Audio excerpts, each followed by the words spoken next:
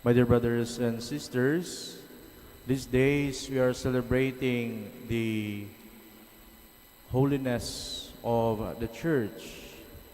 Yesterday we have the All Saints Day. Now we are celebrating All Souls Day. So November 2 po talaga ang All Souls Day. Kasi para sa atin, kung minsan, basta November 1, November 2, para sa lahat ng kaluluwa. And so, my dear brothers and sisters, let us reflect now on our readings on the importance of this celebration we are having today. Remembering our loved ones is indeed part of our being a family. Kaya nga po palaging nandyan yung pag-alaala, lalong-lalo na sa mga mahal nating yumao. But remembrance, simply because of affection or connection, is at times in the danger. Kaya pansinin po ninyo, paano natin ginawa or paano ginagawa yung pag-aalala sa mga yumao. Inaalala natin, ano ba yung kanyang mga paboritong pagkain? Ano yung mga paborito niyang gawin? No? Kaya pag pumunta po kayo ngayon sa mga sementeryo, dami mga nilalagay na mga pagkain. No? And maybe that is already part of our cultural celebration. But now we are reminded that this remembrance must be accompanied with the exercise of our faith. Kaya napakaganda po na narito kayo ngayon. Narito tayo sa pagdiriwang na ito. We are remembering the faithful departed in praying, in offering this Holy Mass.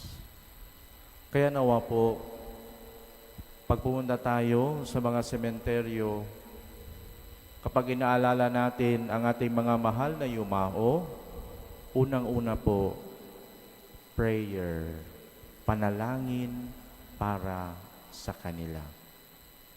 Because it is part of our faith that after death,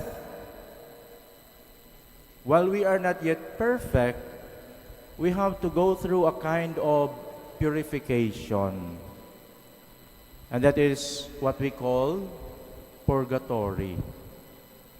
And in that state, we are constantly cleansed. And the image of the fire. Nililinis tayo. No? Yung mga mahal nating yumao nasa purgatorio, nililinis. Kaya kailangan nating magdasal para sa kanila.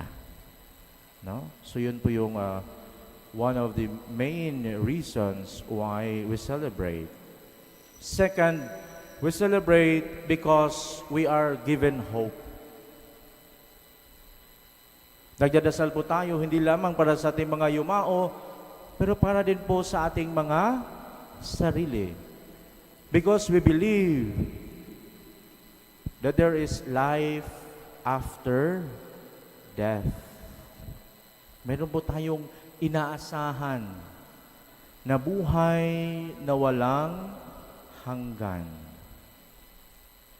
At ang sabi po sa ating first reading from the letter of St. Paul to the Romans, hope does not disappoint because the love of God has been poured out into our hearts. Ang pag-asa pong ito na binibigay sa atin ng Panginoon ay hindi tayo binabalisa sapagkat ito ay nakaugat sa pagmamahal ng Diyos na binibigay sa atin. Hindi po tulad ng mga pag-asa na binibigay ng tao na kadalasan ay paasa. Ang pag-asang binibigay sa atin ngayon ay nakaugat sa pagmamahal ng Diyos. Every time we look at Jesus on the cross, it is a reminder of that love. Every time you participate in the Holy Eucharist, it is a reminder of God's love.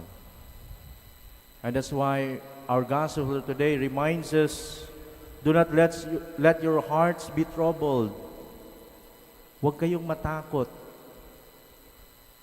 Sapagkat ang natatakot ay walang pagmamahal. But if we believe that God loves us in Jesus who sacrificed Himself to us, there is no reason for us to fear. And so as we continue to pray for our faithful departed, we also pray for ourselves, for one another, that we may also continue by the guidance of the Holy Spirit to live out our faith, to do our best, especially in proclaiming God's love to others. Amen.